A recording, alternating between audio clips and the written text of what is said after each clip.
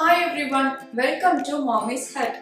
இன்னைக்கு நான் ஆந்திரா ஸ்டைல்ல ஒரு காரசாரமான துவையல் பண்ணிருக்கேன். plain rice வச்சு இந்த துவையலையும் சேர்த்து 1 டேபிள்ஸ்பூன் நெய் சேர்த்து சாப்பிடுங்க, சூப்பரா இருக்கும். curd riceக்கும் இந்த துவையல் வந்து ஒரு நல்ல காம்பினேஷன். சோ இந்த ரெசிபி எப்படி பண்ணலாம்ங்கறத பார்க்கலாம்.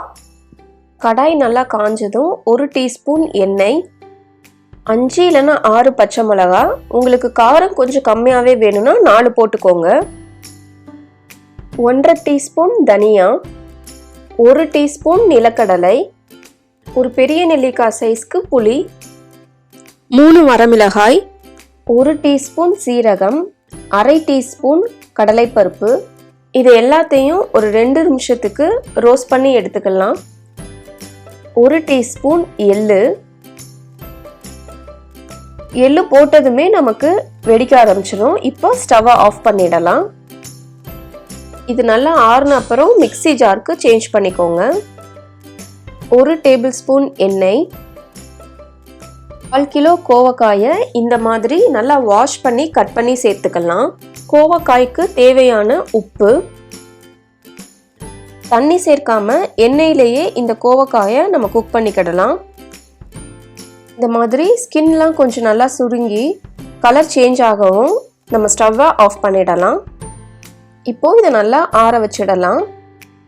ஃபஸ்ட்டு நம்ம கோவக்காய் சேர்க்காம ஸ்பைசஸ் மட்டும் கிரைண்ட் பண்ணி எடுத்துக்கலாம். இந்த மாதிரி அரைச்சி எடுத்ததுக்கு அப்புறமா 3 பல் பூண்டு, நான் இன்னைக்கு பெரிய பூண்டா போட்டிருக்கேன். உங்ககிட்ட சின்ன பூண்டு இருந்ததுன்னா ஒரு 6 பல் போட்டுக்கோங்க. இதை நல்லா அரைச்சி எடுத்துக்கோங்க. துவையல் அரைக்கிறதுக்கு நம்ம தண்ணியே சேர்க்கக்கூடாது. ஸோ இந்த பதத்துக்கு நம்ம அரைச்சி எடுத்துக்கலாம். இப்போ நம்ம ஃப்ரை பண்ணி வச்சிருக்கிற கோவக்காயவும் இதில் ஆட் பண்ணிடலாம். தண்ணி சேர்க்காம இதை நம்ம அரைச்சி எடுத்துக்கலாம்.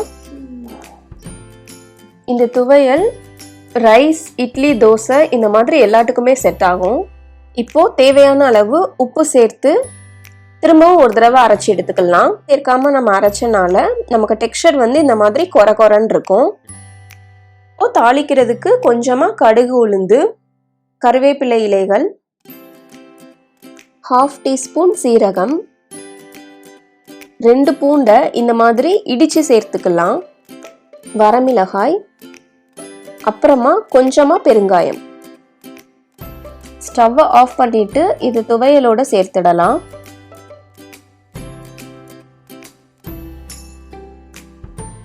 நல்ல காரமான ஆந்திரா ஸ்டைல் கோவக்கா துவையல் நமக்கு ரெடி. உங்களுக்கு இந்த துவையல் ரொம்ப பிடிச்சிருந்ததுன்னா மறக்காம மாமிஸ் ஹட்க்கு லைக் பண்ணுங்க, ஷேர் பண்ணுங்க, சப்ஸ்கிரைப் பண்ணுங்க.